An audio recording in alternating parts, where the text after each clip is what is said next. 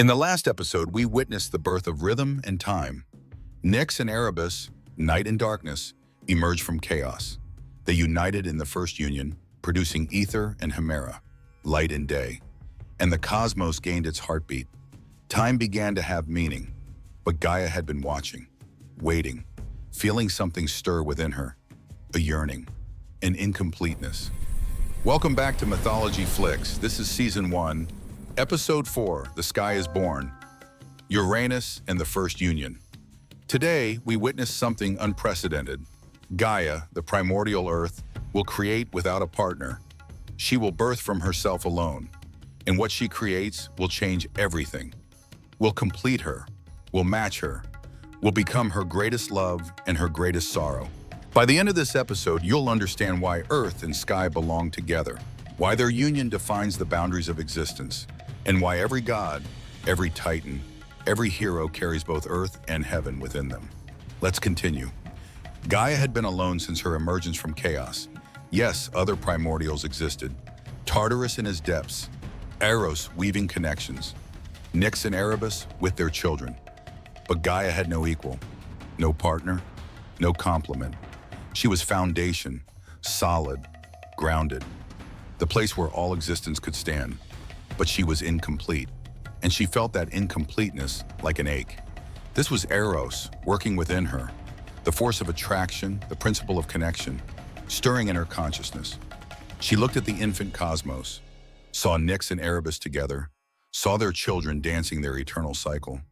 She saw connection, union, creation through partnership, and she yearned for the same. But there was no partner for her, no equal in all existence. Tartarus was deep where she was high. Opposite, yes, but not complement. Eros was connection itself, not a being who could be connected to. Nyx and Erebus had each other. Gaia was alone. So she did something that had never been done before. Using the creative force within her, using the principle of Eros that flowed through her being, using her own substance and will, Gaia gave birth. Alone, without union, without a mate. She created from herself. And what she created was her opposite, her equal, her complement in every way. From the solid earth rose a vast expanse, reaching up, up, up, until it encompassed everything above. Uranus, the sky. From Gaia's body, from the very substance of earth, the sky was born, not as empty space, not as absence, but as a being, conscious, aware, alive. Uranus spread himself over Gaia like a canopy, like a dome, like a lover. He matched her in every dimension, her equal in size and power. Where Gaia was below, Uranus was above. Where Gaia was solid, Uranus was infinite. Where Gaia was earth, Uranus was heaven. Opposites, complements, two halves of a greater whole. And when Uranus looked down at Gaia, at the mother who had birthed him, at the earth from which he came, something stirred in him. Recognition, attraction, the pull of Eros working its magic. And when Gaia looked up at Uranus, at the sky she had created, at her equal, at her complement, she felt completion. This was what she had yearned for. Not another primordial force, but an equal, a partner, a match, earth and sky, below and above, foundation and canopy. Together, they were a world, a complete reality, a cosmos. But Gaia didn't stop with Uranus. From her body, she also brought forth Pontus, the primordial sea.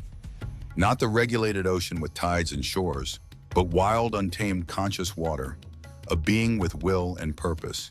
And she created the Rhea, the mountains. Not a single range, but the principle of mountains themselves. The high places where Earth reaches towards sky, each peak its own consciousness, the boundary between below and above.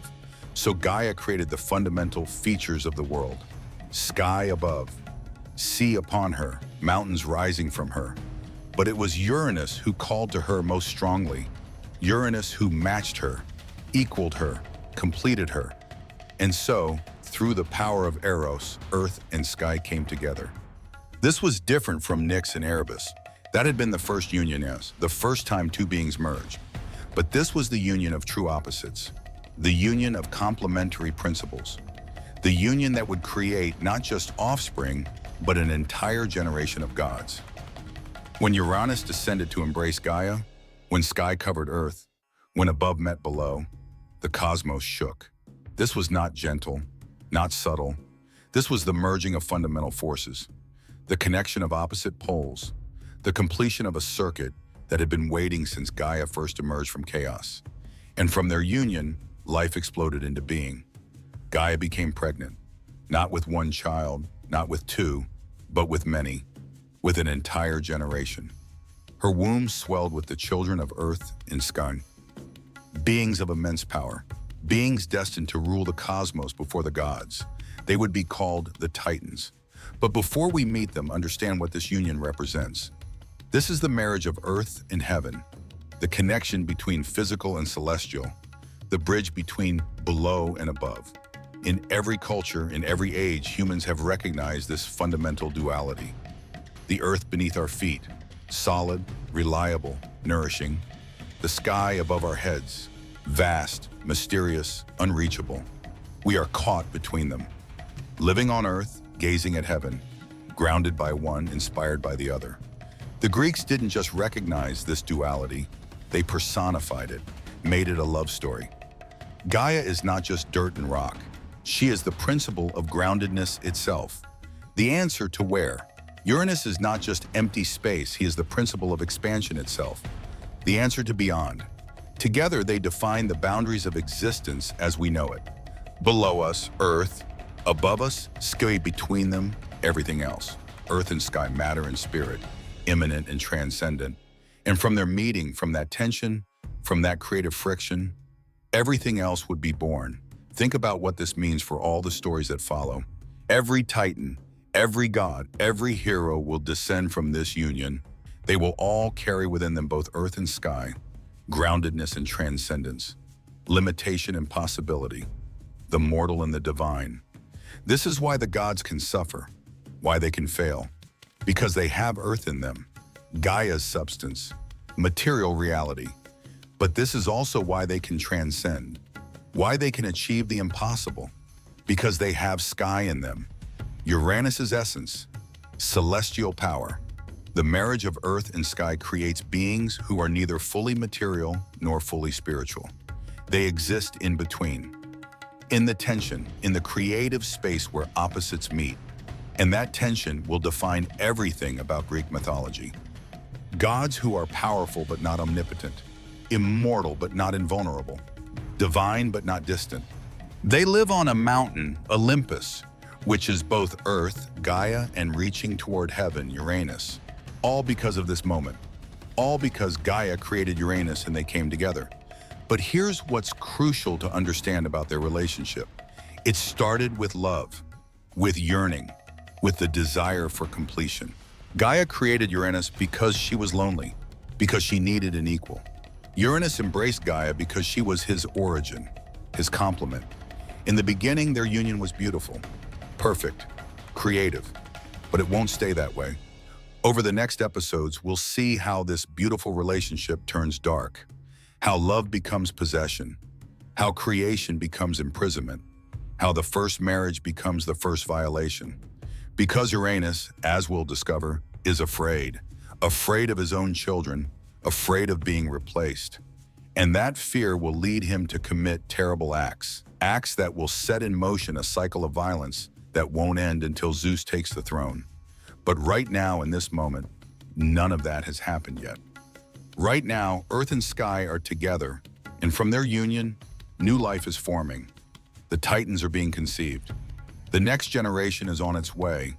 The cosmos is expanding, diversifying, becoming more complex.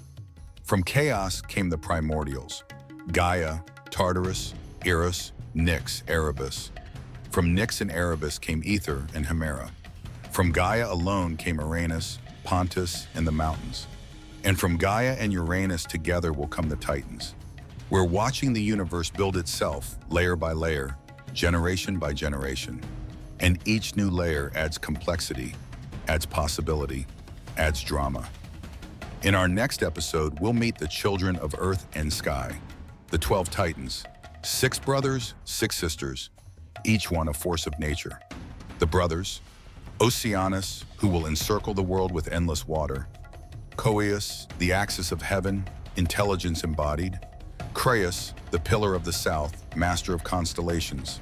Hyperion, who will father the sun, moon, and dawn. Iapetus, the pillar of the west, father of mankind's benefactor. And Cronus, the youngest, the shrewdest, the most dangerous of all.